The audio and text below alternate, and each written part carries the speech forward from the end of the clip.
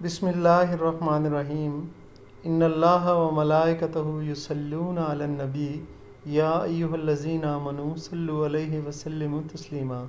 सल्लल्लाहु अला हबीबिही सय्यदिना मुहम्मदिन व आलिहि व अस्हाबिहि वसल्लम।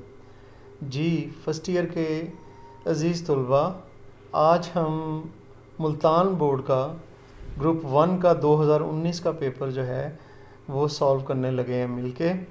चलें जी अपना शुरू करते हैं। हम पहली ऑप्शन की तरफ चलते हैं। पहली ऑप्शन में जिस वर्ड का हमने सिनोनिम ढूंढना है वो वर्ड है जी स्टेयर्ड। स्टेयर्ड का मतलब होता है घूरना, ठीक है ना, गौर से देखना। अब गौर से देखने के अगर हम ऑप्शन को देखते हैं तो ये गेज्ड का मतलब जो होता है ना, ये गौर से देखना ही होता है। हमें ए ऑप्शन में ही इसका सिनोनिम मिल गया। आगे जी चलते हैं। आगे हमारे पास वर्ड आ रहा है जी Hubert understood and flushed. Flushed flush का मतलब होता है सुर्ख हो जाना, ठीक है ना, गुस्से वगैरह से सुर्ख हो जाना, शर्म से सुर्ख हो जाना। तो सुर्ख हो जाने के हवाले से हम देखेंगे, बिलीव तो जी सुर्ख हो जाना नहीं होता, ठीक है जी। टर्न रेड ये सुर्ख हो जाना होता है, इसलिए ये इसका सिनोनिम हुआ बी ऑप्शन। आगे चलते हैं जी इंस्टिंक्टिवली। इंस्टिंक्टिवली का मतलब होता है लाशौरी तौर पर या जबिली तौर पर। लाशौरी तौर पर या जबिली तौर पर। अब हम लाशौरी और जबिली को अगर देखते हैं, होपफुली जो है ना, उम्मीद से ये नहीं होता। अपेरेंटली का मतलब ज़ाहिर, लेकिन इम्पल्सिवली जो है ये होता है जबिली तौर पर, लाशौरी तौर पर, इसलिए इम्पल्सिवली का वर्ड ये आएगा बीच में। आगे चलते हैं जी। मायरिड्स। मायरिड्स कहते हैं बहुत से ढेर, हजूम, ढेर, ठीक है जी। तो देखें जी इसके हवाले से स्टॉक्स, जी ये बिल्कुल स्टॉक्स नहीं आएगा।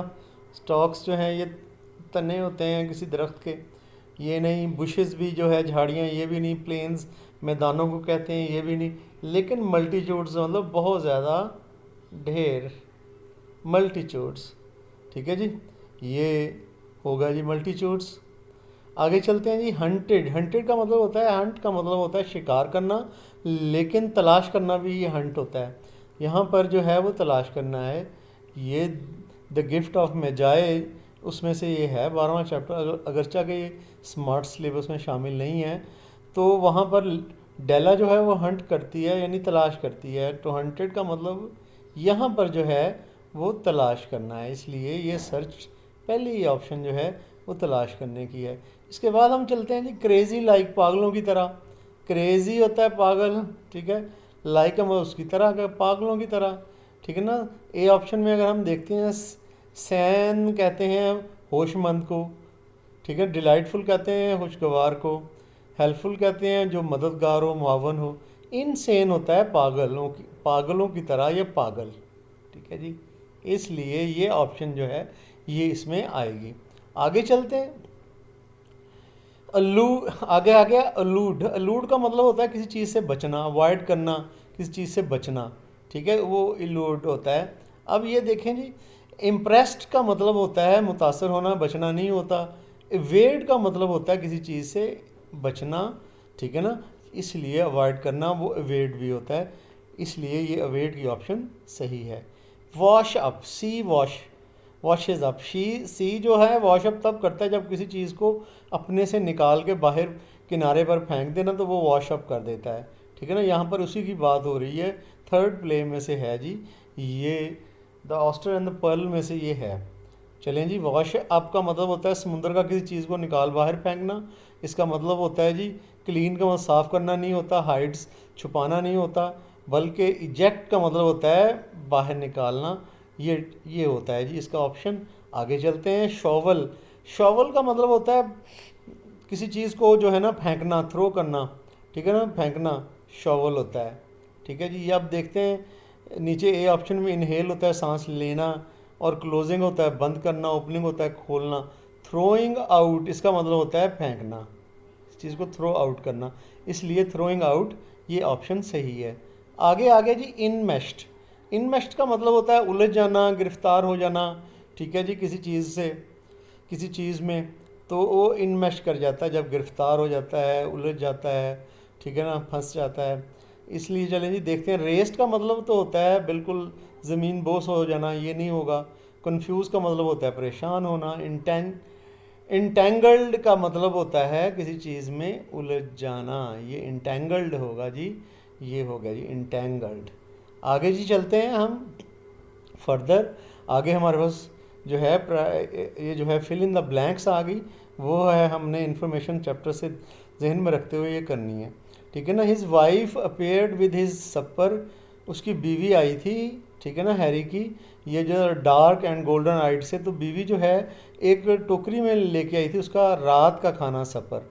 तो वो जो टोकरी थी ना वो बैद की बनी हुई थी। बैद जो है जैसे बैद की कुर्सियाँ बुनी जाती हैं, तो वो जो टोकरी है वो बैद की बनी हुई थी, ठीक है ना। बैद एक लकड़ी होती है बांस की तरह की, बहुत लचकदार। आगे चलते हैं जी। आगे the boy saved his life by praying to, आपको पता है गुलिस्तान ऑफ सादी में जो वो लड़का जो तीसरी हकायत में वो अपनी जान अल्लाह रब्बुल इज़्ज़त से जो दुआ मांग के फिर बचाता है, तो इसलिए यहाँ पर वो दुआ किससे मांग रहा है? गॉड आल माइटी, अल्लाह रब्बुल इज़्ज़त से वो दुआ मांग रहा है। The glory of home shall be revealed, revealed का मतलब होता है जाहिर होना। अब ये जो है ना आई हैव अ ड्रीम में से है, ठीक है ना, उसमें उसने कहा है कि अल्लाह रब्बुल इज़्ज़त की ग्लोरी जो है शान वो जाहिर होगी, ठीक है ना। वहाँ पर अल्लाह रब्बुल इज़्ज़त के लिए जो वर्ड यूज़ किया गया है वो है जी लॉर्ड, तो लॉर्ड की ग्लोरी जो है वो रिवील होगी।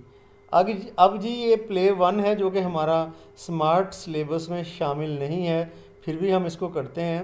How old is the second man, second man कितना उसकी उम्र है? जहाँ तक मुझे याद पड़ता है सेकंड मैन की उम्र जो है वो 30 ईयर्स है। इसको चेक कर लीजिएगा, सेकंड मैन की उम्र 30 ईयर्स, आई थिंक सो, इसको चेक कर लीजिएगा। Who is Roger Spalding, Roger Spalding कौन है जी? रॉजर स्पेल्डिंग जो है वो सेकंड प्ले में है, सेकंड प्लेस में वो एक जो है ना वो न्यूज़ कास्टर है, ठीक है जी। वो न्यूज़ जो है वो पढ़ता है, तो जाहिर है जी न्यूज़ पढ़ने वाला क्या होता है? Roger Spelding newscaster. आगे चलते हैं हम मज़ीद हमारे पास फिल इन द ब्लैंक्स आ गई हैं टेंस के हवाले से। ये ऑफन का वर्ड जो है वो प्रेजेंट इंडेफिनेट के साथ जो है आता है, क्योंकि इसका मतलब होता है अक्सर, तो ये प्रेजेंट इंडेफिनेट टेंस के साथ आता है। अब द बॉय एक है सिंगुलर, प्रेजेंट इंडेफिनेट टेंस में सिंगुलर में सादा जुमले में वर्ब के साथ एस या एस का इजाफा होता है, तो इस हवाले से सिंगुलर के साथ ये एस का इजाफा टेल्स में हो रहा है, इसलिए टेल्स की ये बी ऑप्शन ये ठीक है। व्हेन आई सा him he dash the mosque, जब मैंने उसे देखा, यानी कि ये पास्ट की बात हो रही है, जब देखने की, उस वक्त कोई एक्टिविटी जारी थी जब उसने देखा। जब जो है ये जाहिर कर रहा है कि एक जो है वो स्पेसिफिक टाइम है जिसमें कि वो देख रहा है, और उस वक्त पास्ट में एक्टिविटी जारी है। तो पास्ट में जो एक्टिविटी जारी होती है ना, पास्ट कंटिन्यूस टेंस, वो वाज या वर आई होता है, ठीक है ना। कि ये क्योंकि आई है तो ठीक है, बल्कि ही है तो उसके साथ वाज लगना है, ये इस तरह से होगा। You must reap what you, देखें जी आप वही काटेंगे, काटना पड़ता है आपको जो कि यकीनन आप बोते हैं, ठीक है जी। ये असल में एक यूनिवर्सल ट्रूथ है। यूनिवर्सल ट्रूथ जो है वो प्रेजेंट इंडेफिनेट टेंस में होता है, ठीक है जी। इसलिए हमारे पास प्रेजेंट इंडेफिनेट टेंस सो को लगाने से होगा, ये फर्स्ट फॉर्म सो है। आगे चलते हैं जी। When he dash I will let you know, जब वो आएगा तो मैं आपको बताऊंगा, जैसे ही वो आता है तो मैं आपको बताऊंगा। ये भी जो है ना कंडीशनल सेंटेंस है, जहाँ पर व्हेन की जगह इफ़ की जगह व्हेन यूज़ किया गया है, नो प्रॉब्लम। कंडीशनल सेंटेंस की पहली किस्म है जिसमें कि एक टेंस जो है वो प्रेजेंट इंडेफिनेट होता है और एक जो है वो फ्यूचर इंडेफिनेट होता है, ठीक है जी। ये जो शर्त होती है वो प्रेजेंट इंडेफिनेट में शर्त अब क्या है? व्हेन, यानी कि जब वो आता है तो आएगा, आता है तो मैं आपको, ये आएगा तो मैं आपको बताऊंगा। तो व्हेन ही के साथ जो है प्रेजेंट इंडेफिनेट टेंस में एस का इजाफा होना ही होना है, ठीक है जी। ये फर्स्ट फॉर्म के साथ, ये जो ए ऑप्शन है फर्स्ट फॉर्म के साथ एस का इजाफा है। ही डैश एन ऐसे बाई नाउ, अब तक, अब तक जो है ना ये हम जो है ना फ्यूचर परफेक्ट टेंस में कहते हैं कि वो अब तक ये काम कर चुका होगा, ठीक है ना। जब कोई गुमान हो ना जो है ना इस वक्त तक एक एक्टिविटी जारी थी और गुमान हो के इस वक्त तक वो मुकम्मल हो चुकी होगी। तो ये जो है फ्यूचर परफेक्ट में होता है। ठीक है जी। फ्यूचर परफेक्ट जो है उसमें विल हैव शेल हैव के साथ थर्ड फॉर्म लगती है। अब विल हैव हमने यहाँ पे तलाश करना है। विल हैव जो है हमें ये डी ऑप्शन में मिल रहा है, ये लें जी विल हैव, ये हो गया। इस तरह से ये हमारा पेपर कंप्लीट हो गया जी। स्टूडेंट्स ये आपके पेपर जारी हैं और इनको इंतहाई तवज्जो से करें। ठीक है, और मुझे दुआओं में याद रखें, खुसूसन पेपरों के करीब जाके ये सारे आपने सुन लेने हैं, ये आपको बहुत फ़ायदा देंगे। दुआओं में याद रखिएगा। फ़ी अमानिल्लाह, अल्लाह हाफिज़।